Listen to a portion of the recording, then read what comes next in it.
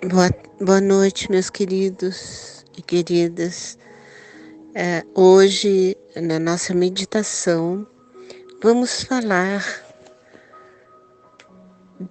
da possibilidade da nossa criação, de nossa prosperidade. Com base em Deepak Chopra, vamos falar do gosto pela vida. Ter o gosto pela vida significa apreciá-la em toda a sua vitalidade e exuberância. É saber que existe uma única vida que se expressa de uma infinidade de formas. E enxergar essa vida é reconhecer que a força está no momento presente. É saber que eu sou ela, você é ela. Tudo isso é ela e ela é tudo que existe. O poeta indiano Rabindranath diz: o mesmo fluxo da vida que corre mundo afora, corre em minhas veias dia e noite. E a dança em compasso ritmado. É essa maneira, essa mesma vida que brota com alegria através da poeira da terra em inúmeras folhas de relva e flores, em agitadas ondas de flores. Ele se refere a esse fluxo como a vital palpitação das eras, bailando em meu sangue neste exato momento. Ter gosto pela vida é entrar em contato com essa palpitação do tempo, é encarar o desconhecido com a tranquilidade e a liberdade. O desconhecido é o campo de todas as possibilidades. A cada momento presente está a liberdade, para além do condicionamento do passado, da prisão do espaço, do tempo e da causalidade. Como disse Dom Juan a Carlos Castaneda, livro que é muito antigo, diz: não importa o nosso destino, desde que o enfrentemos com o máximo despreendimento. Isso quer dizer tranquilidade, é alegria, é liberdade, é o gosto pela vida. Esses são os passos para uma riqueza ilimitada, as etapas para a prosperidade em nossa vida. Lembrando mais uma vez que você não precisa ser racional em relação a essas atitudes, bastando ter consciência delas. Leia diariamente e grave para ouvi-la sempre, e você vai perceber que sua vida vai mudar, tornando-se uma manifestação de prosperidade, liberdade, abundância, infinitude e imortalidade, gerando tanta riqueza quanto o seu coração desejar. Satisfaça todos os seus desejos materiais e não materiais. Gere riquezas e gaste-as de maneira extravagante e depois compartilhe-as e faça doações. Faça doações a seus filhos, a sua família, parentes, amigos, à sociedade e ao mundo. Porque a riqueza pertence ao universo, não pertence a nós. Nós pertencemos a ela. Somos crianças privilegiadas, pois o universo resolveu compartilhar conosco a sua fartura. Só precisamos prestar atenção nessa abundância para que ela seja nossa. A atenção é fundamental. Um grande sábio indiano disse: você vai aonde a sua atenção o levar. Na verdade, você é a sua atenção. Se ela se fragmenta, você se fragmenta. Se ela estiver no passado, você estará no passado. E se ela estiver no momento presente, você estará na presença de Deus. E Deus estará com você. Preste atenção ao seu presente, no que Ele está fazendo. Deus está em toda parte. Você só precisa compreender isso com consciência e atenção. Quando as águas serenarem, você vai enxergar as estrelas e a lua espelhadas em seu ser. Isso foi dito por Rumi, um grande sábio da Índia. E em continuidade podemos falar da consciência da prosperidade no campo das possibilidades. Isso é uma magia quando nos atemos para aquilo que desejamos. A riqueza material, o dinheiro, são simplesmente um meio para a satisfação imediata de nossos desejos. A prosperidade e a riqueza apenas indicam que a pessoa consegue satisfazer seus desejos com facilidade, sejam eles materiais, sejam emocionais, psicológicos ou mesmo espirituais. A atenção da pessoa realmente rica nunca se concentra apenas no dinheiro. Aliás, ela jamais se preocupa com o dinheiro. Se você tem milhões de dólares no banco e não para de pensar em dinheiro, preocupando-se com ele o tempo todo, pensando em ganhar mais, em não perder dinheiro, achando que não tem o suficiente, sinto, meu amigo, minha amiga, eu digo a você que você é pobre, ainda que tenha dinheiro em quantidade. Tem uma frase que diz: existe apenas uma classe social que pensa mais em dinheiro do que os dos ricos, são os pobres. Na verdade, o pobre não pensa em outra coisa. A verdadeira prosperidade ou riqueza tem uma tranquilidade em relação a tudo na vida, inclusive a condição financeira. A real consciência da fartura significa, portanto, que a consciência da fonte de toda a realidade material, que por sua vez é um campo único, um campo de todas as possibilidades. Não basta pensar sobre esse campo para compreendê-lo, pois transcende o pensamento e, por definição. Porém, podemos vivenciar esse campo ao transcender os limites do pensamento e reconhecê-lo como parte de nossa natureza. Quando ultrapassarmos esses limites, chegando ao conhecimento direto, não verbal, sem o uso da palavra, sem a distração da palavra enunciada.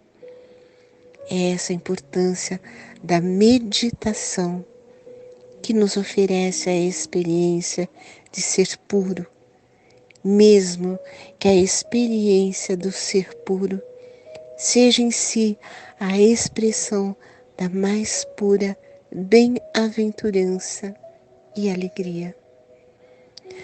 A principal vantagem de alternar a meditação e a atividade física é que quanto mais mergulhamos no campo do ser puro, da consciência pura, da percepção pura, mais as nossas atividades absorvem as características inerentes ao ser puro, à consciência pura, ser ilimitada, abundante, próspera e imortal.